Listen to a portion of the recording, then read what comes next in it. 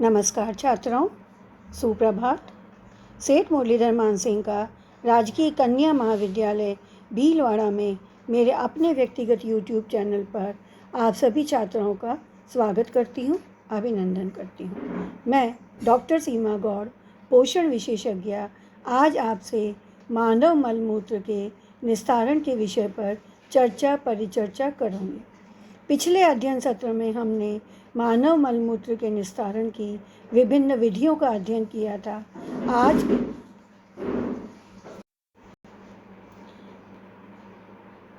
आज के इस वीडियो सत्र में हम मानव मलमूत्र के निस्तारण की विभिन्न विधियों में भांति भांति के शौचालयों के उपयोग पर चर्चा करेंगे।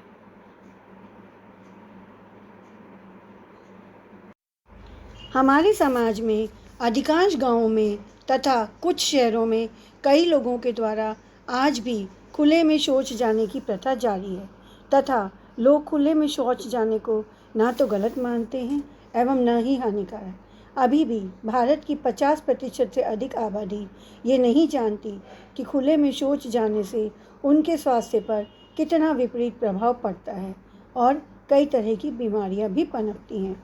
इसीलिए जीवन को स्वच्छ बनाए रखने एवं बीमारियों से बचाने के लिए खुले में शौच को रोकना अत्यंत ही आवश्यक है। आज के इस सत्र में हम विविध प्रकार के शौचालयों के बारे में चर्चा करेंगे, जिसमें से फर्स्ट है ट्रेंच लैट्रीन या खाई नुमा शौचालय, जिसे हम पिट लैट्रीन भी कह सकते हैं। इस प्रकार के शौचालय में एक छिछला गड्ढा किया जाता है जो कि 2 से 3 फीट तक गहरा और 3 से 4 फीट तक चौड़ा होता है। यह गड्ढा आयताकार, वर्गाकार या वृत्ताकार भी हो सकता है। गड्ढे के ऊपर लकड़ी का एक छेद वाला पटरा बिछा दिया जाता है और इस गड्ढे में मल को त्यागने के उपरांत मिट्टी, घास फूस या सूखे पत्ते डाल दिए जाते हैं।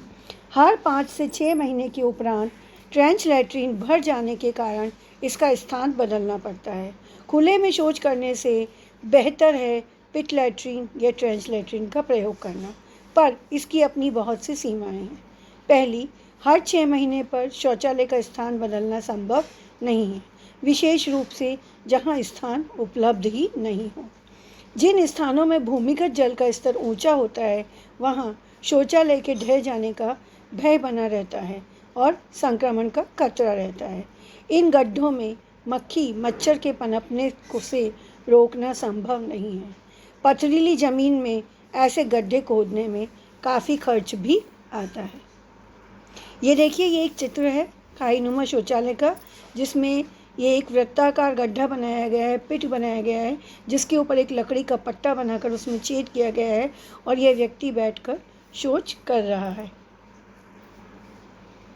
बोर होल शौचालय, एक 15 से 25 फुट गहरा गोल गड्ढा जिसका व्यास 1.5 फुट हो, ओगर से खोदा जाता है। जमीन को ढहने से रोकने के लिए बांस या मिट्टी का छल्ला लगाया जाता है। इसके ऊपर एक 36 इंच व्यास की 2 इंच मोटाई की सीमेंट की गोल बैठक लगा दी जाती है। यह 5 से 7 सदस्यों के परिवार के लिए 1 साल तक अच्छी तरह काम दे सकता है। इस शौचालय का प्रयोग मेला या कैंप में भी किया जा सकता है, जहां बहुत ही कम समय तक शौचालय की आवश्यकता होती है और स्थायी शौचालय की ज़रूरत नहीं होती। यह एक प्रकार के टेम्परेरी या अस्थायी शौचालय के रूप में बहुत उपयोगी है। यह विधि सरल एवं कम खर्चीली तो है, किंतु उपयुक्त नहीं मानी जा सकती, क्योंकि पहला, इसके गिरने की संभावना बनी रहती है, भूमिगत जल प्रदूषित हो सकता है और इस शौचालय से मक्खी मच्छर भी पनप सकते हैं जो विविध प्रकार के संक्रमण का कारण बनते हैं। ये देखिए, ये एक बोर होल शौचालय का चित्र है, जिसमें एक गहरा लंबा खड्डा बनाया गया है जिसकी डेप्थ 5 से 10 मीटर रखी गई है और पाइप की लाइनिंग करी गई है जिससे कि ये ढहे नहीं, और इसका डायमीटर लगभग 40 mm यानी कि 40 सेंटीमीटर है और नीचे गड्ढे की गहराई में जो सॉलिड हैं, जो मलमूत्र हैं, वो इकट्ठा होता रहता है।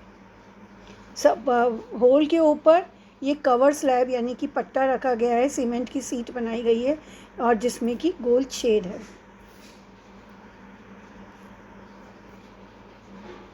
वाटर सील शौचालय, जिसको वाटर क्लोजेट्स भी कहते हैं। वाटर सील शौचालय आज के आधुनिक ज़माने के शौचालय हैं जिसमें निम्न उपकरण लगाए जाते हैं। पहला, शौचालय का पैन। शौचालय के लिए 17 इंच लंबा, आगे से 5 इंच चौड़ा और पीछे से 13 इंच चौड़ा पैन लिया जाता है। पैन में 25 डिग्री का ढाल होता है ताकि मैल या मैला सरक कर ट्रैप में आसानी से गिर सके और अधिक पानी का प्रयोग नहीं करना पड़े। दूसरा, वाटर सील ट्रैप। पानी के साथ ट्रैप को जोड़ते हैं।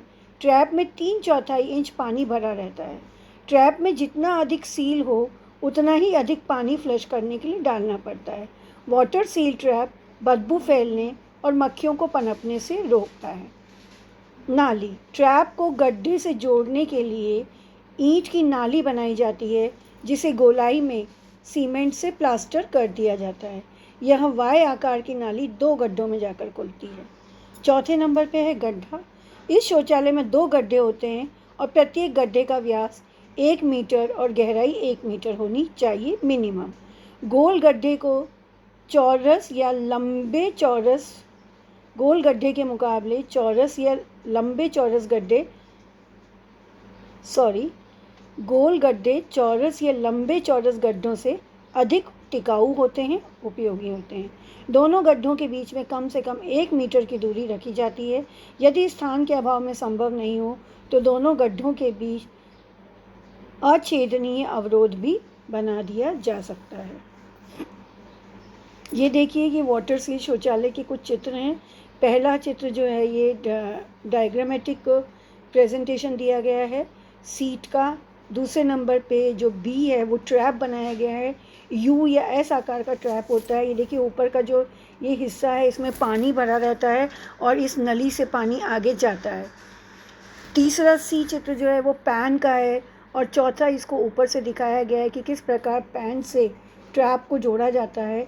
और इसी के पास में जो इस वाटर क्लोजेट है इसका उपयोग बताया गया है कि किस प्रकार वाटर क्लोजेट पैन से ट्रैप को जोड़कर एक पाइप के द्वारा गड्ढे में इसका वो कनेक्शन किया जाता है और जो मल मूत्र है वो गड्ढे में भरता जाता है और यहाँ खमीरीकरण की क्रिया के द्वारा डीकम्पोज होता रहता है मल, और अगले कुछ महीनों या साल भर में ये गड्ढा जब भर जाता है तो ये शौचालय काम का नहीं रहता है।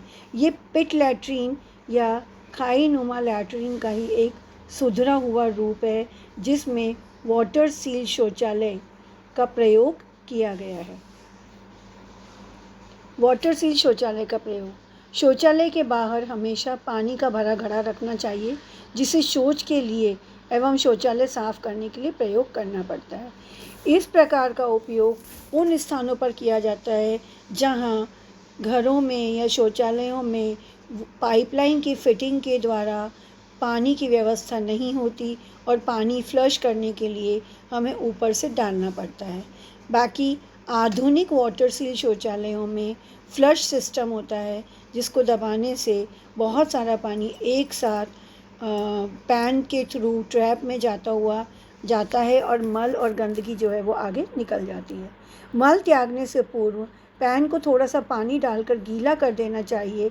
यह मल को पैन से चिपकने से रोकता है। मल त्यागते समय ध्यान दें कि मल पैन में ही गिरे, ऊपर नीचे या सीट पर नहीं गिरे।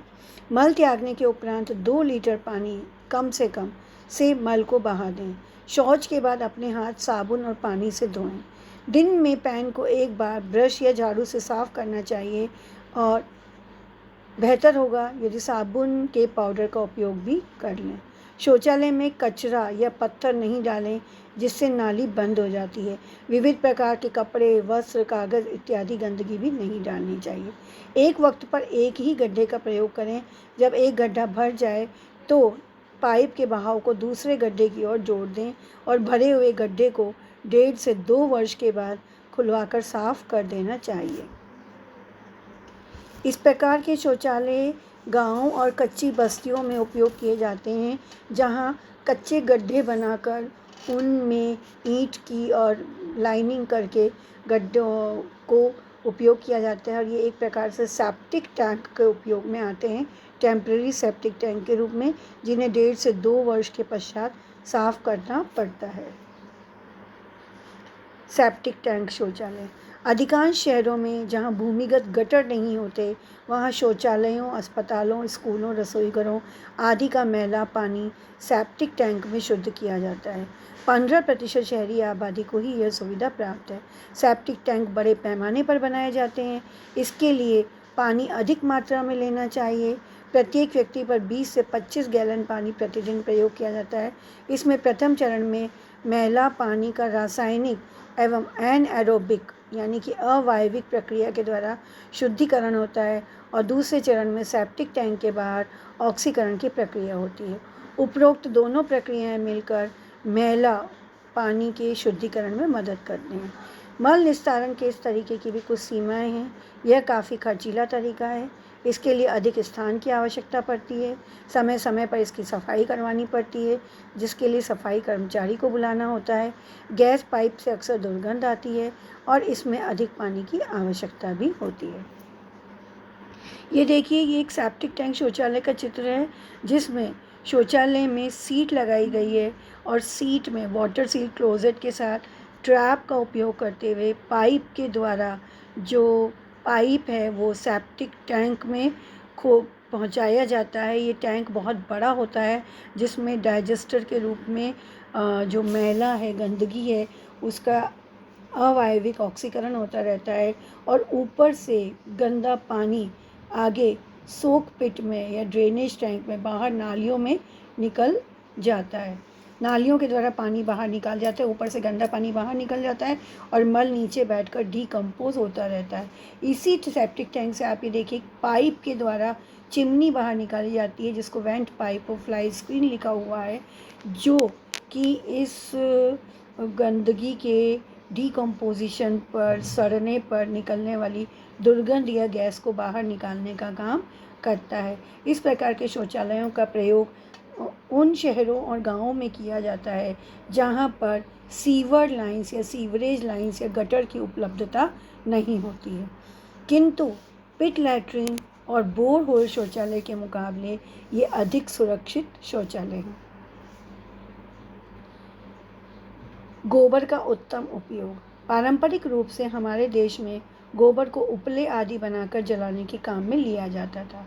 इसके धुएं आदि में उपस्थित विषैली गैसें भी फैलती थी।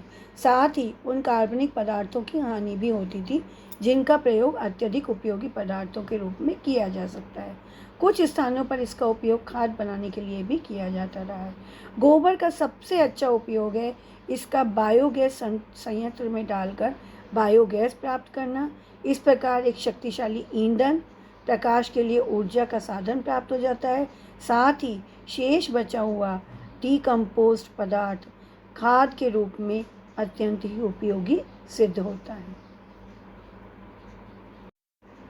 इस प्रकार आज के अध्ययन सत्र में हमने विविध प्रकार के शौचालय और इनके विभिन्न उपयोगों के बारे में अध्ययन किया। वक्त, परिस्थिति एवं स्थानीय संसाधनों के अनुसार हम विभिन्न प्रकार के शौचालयों का उपयोग कर सकते हैं। शौचालय का उपयोग करना सदैव बेहतर है, जो मानव स्वास्थ्य के लिए उत्तम है। आशा है आपको इस वीडियो लेक्चर में बताए गए सभी बिंदु भली भांति समझ में आ गए होंगे। धन्यवाद।